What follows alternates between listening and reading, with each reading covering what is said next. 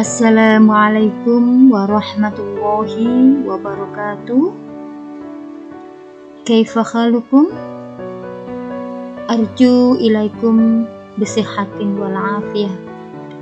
Anak-anak, bagaimana kabar anak-anak pagi hari ini? Saya berharap anak-anak dalam keadaan sehat wal afiyah. Kita ketemu lagi dalam pembelajaran jarak jauh, yaitu bahasa Arab, pada pertemuan ketiga. Tetap semangat anak-anak ya. Jangan lupa jaga kesehatan.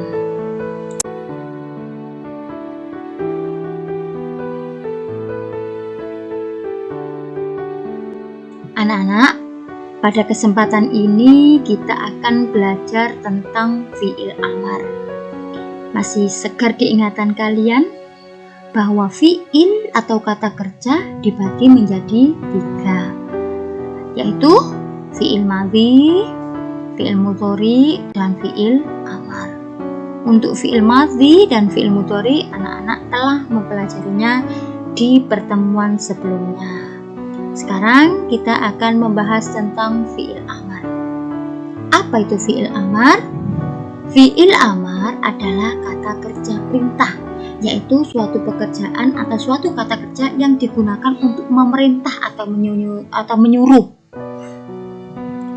Nah, ini pengertian dari fi'il amar, yaitu fi'il yang berisi pekerjaan yang dikehendaki oleh pembicara sebagai orang yang memerintah agar dilakukan oleh lawan bicara sebagai orang yang diperintah.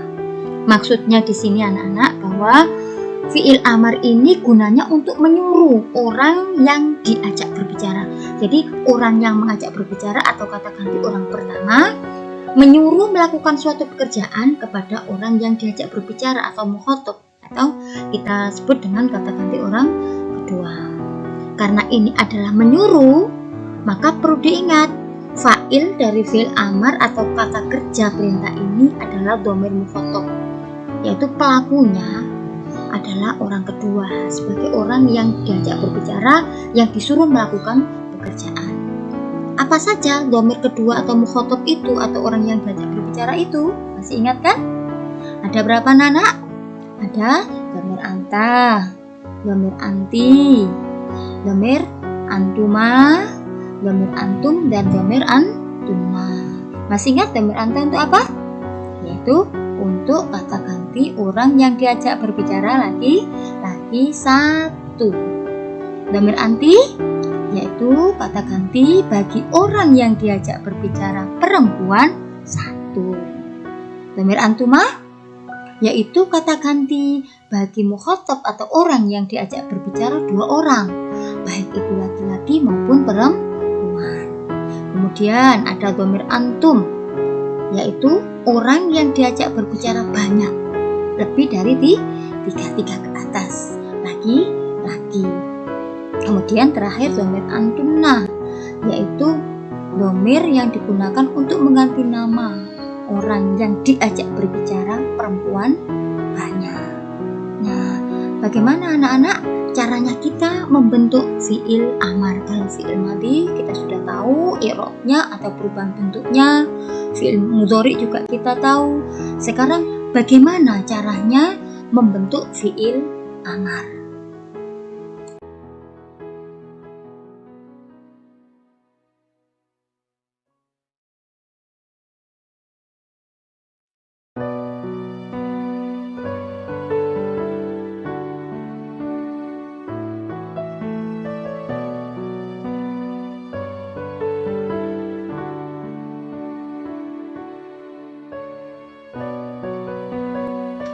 Anak-anak, bagaimana cara membentuk fi'il amar? Marilah kita ikuti penjelasan berikut ini. Fi'il amar dibentuk dari fi'il mudhari. Langkah-langkahnya adalah fi'il mudhari. Dari kata-kata dari fi'il mudhari kita buang huruf mudhari'ahnya. Apa itu huruf mudhari'ah? Huruf mudhari'ah yaitu huruf yang menunjukkan bahwa kalimat itu adalah fi'il mudhari. Di sini ada kalimat yata'allamu. Mana huruf mudhari'anya? Ya. Kita hilangkan huruf mudhari'nya ya. Menjadi ta'allamu. Setelah huruf mudhari'anya dihilangkan, maka huruf terakhir disukunkan. Yang tadinya dhamma diganti menjadi sukun. Ta'allamu berubah menjadi ta'allam. Nah, ta'allam ini adalah sudah berbentuk fi'il amar. Jadi fi'il amarnya adalah ta'allam. Sekarang bagaimana kalau misalkan dari fi'il mudhari itu setelah dibuang huruf mudhari'anya, huruf pertamanya adalah sukun. Kalian perhatikan gambar bagan berikut ini. Fi'il mudhari contohnya yadrusu. Kalimat yadrusu adalah fi'il mudhari. Kita buang atau kita hilangkan huruf mudhari'anya, yaitu ya, menjadi adrusu. Setelah kita buang ya mudhari'ah atau huruf mudhari'ahnya, langkah selanjutnya seperti tadi di atas, yaitu kita sukunkan huruf terakhir. Tadi adrus. Bagaimana misalkan kalau fi'il mudhari sudah dibuang huruf mudhari'ahnya, ternyata huruf awalnya adalah sukun atau huruf mati, maka kita beri hamzah di awalnya. Nah, untuk memberikan harokat hamzah, maka kita melihat pada ain fi'ilnya. Jika ain fi'ilnya harokat dhamma, maka hamzah berharokat dhamma. Dari kata udrus. Udrus. Mengapa bukan adrus atau idrus, tapi udrus? Karena ain fi'ilnya berupa dhamma. Mana ain fi'ilnya? Ru. Udrus. Selanjutnya dari kalimat yaftahu, kita buang huruf mudhari'ahnya, ya-nya kita buang. Setelah ya mudhari'ah atau huruf mudhari'ahnya dibuang, kita ganti huruf terakhir menjadi sukun. Nah, di sini setelah huruf mudhari'ah dibuang, ternyata huruf pertamanya adalah mati. Kita tambahi huruf hamzah. Karena ini ain fi'ilnya berharokat fathah, maka hamzah berharokat kasro. Contoh selanjutnya, kata atau kalimat yajlisu. Kita buang ya-nya, karena ya adalah huruf mudhari'ah. Ya-nya kita buang. Kemudian huruf terakhir disukunkan. Karena tadi setelah huruf mudhari'ah dibuang huruf pertama mati, maka kita tambahi hamzah. Karena ain fi'ilnya kasro, maka hamzah kita beri harokat kasro. Paham anak-anak penjelasannya? Saya yakin anak-anak pinter, anak-anak soleh, anak-anak soleh-solehah ini bisa mengikuti penjelasan saya. Dan apabila belum jelas, bisa anak-anak japri kepada saya. Oke?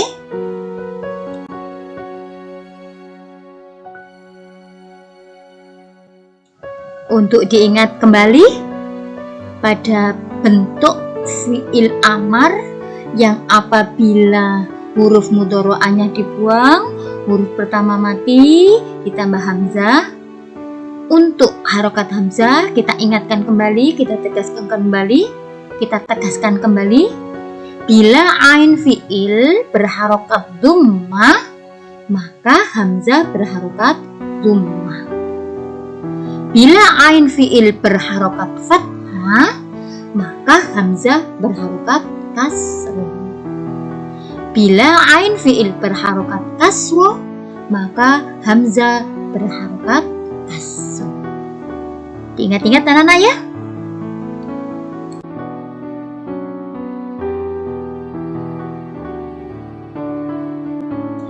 Anak-anak, untuk lebih mempertegas lagi dan tambahan materi, langkah-langkah membentuk fi'il amar yang bila huruf mudhari'ahnya dibuang, maka huruf pertama mati atau berharakat sukun.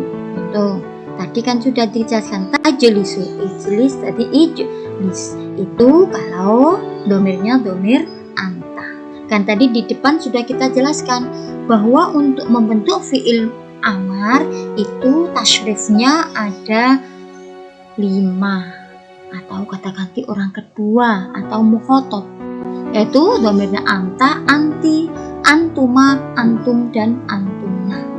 Tadi langkah-langkahnya kita sudah jelas untuk yang domir anta. Sekarang kita perhatikan tabel nomor 2 yang domir anti. Fi'il mudhari'nya anti adalah tajlisina. Sama dengan tadi langkah-langkahnya. Yang pertama kita buang huruf mudhari'ahnya, tahnya kita buang menjadi ijlisina. Kalau tadi kita sukun di akhir kalimat, kalau sekarang untuk domir anti kita buang nunnya.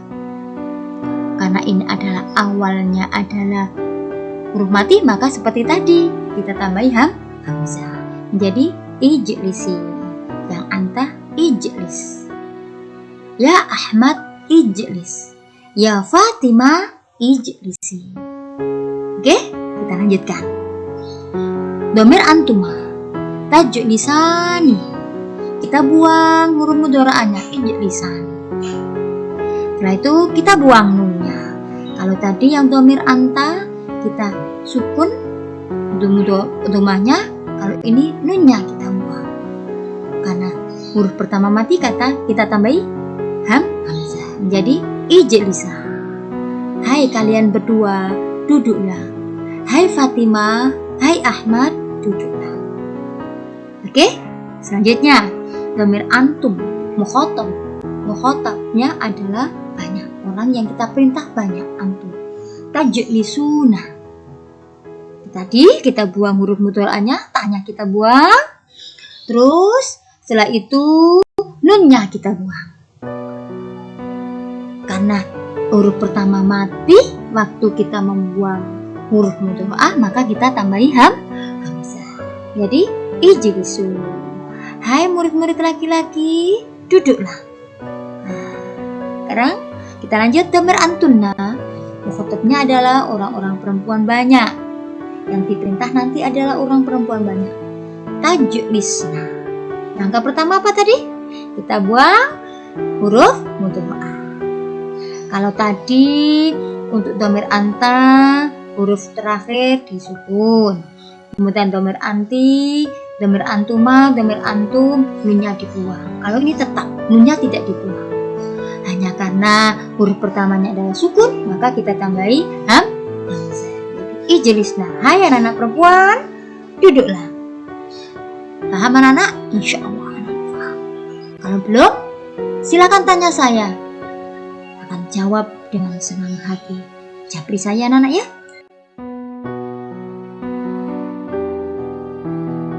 Anak-anak, contoh kedua yaitu saya tandaskan lagi ya, karena ini ada perubahan domir atau orang yang diperintah. Langkah-langkah membentuk fi'il amar yang bila huruf mudhari'ahnya dibuang huruf pertama itu. Seperti tadi, contoh domir anta tatakallam. Huruf mudhari'ahnya dibuang, jadi takallam. Kemudian huruf terakhir diganti menjadi sukun, jadi takallam. Jadi langkah pertama seperti tadi di atas. Pertama, buang huruf mudhari'ah. Kedua, huruf terakhir disukun.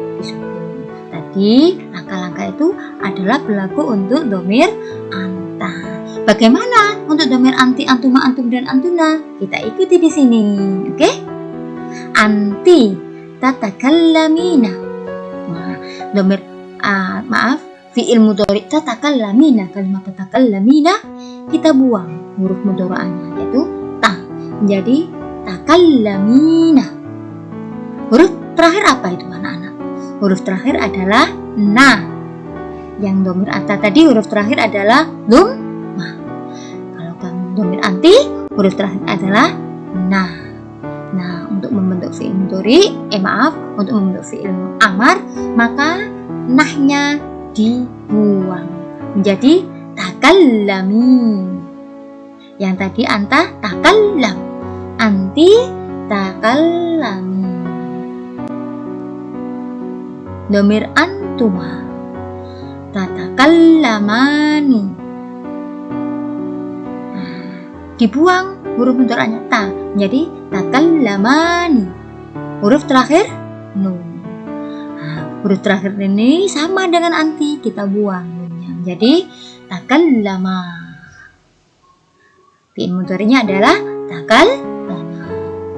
Domir antum, dan fi'il mudhari' tatakallamuna. Kita buang huruf mudhari'nya, jadi takallamuna. Selanjutnya, karena huruf terakhir nun, maka kita buang nunnya, maka menjadi takallamu. Fi'il mudhari'nya adalah takallamu. Bila antum, antunna tatakallamna. Huruf mudhari'nya dibuang, takallamna, tetap takallamna, meskipun di akhirnya adalah nun terakhir, tapi untuk khusus untuk antuna tidak dibuang. Oke, kita baca mulai awal. Anta takallam, anti takallami, antuma takallama, antum takallamu, antunna takallamna. Oke anak-anak, fahimtum? Fahimtunna? Insya Allah anak-anak paham. Kalau masih belum paham dengan beberapa contoh ini, bisa japri sana. Oke? Dan berikutnya adalah latihan. Oke, tetap semangat anak-anak.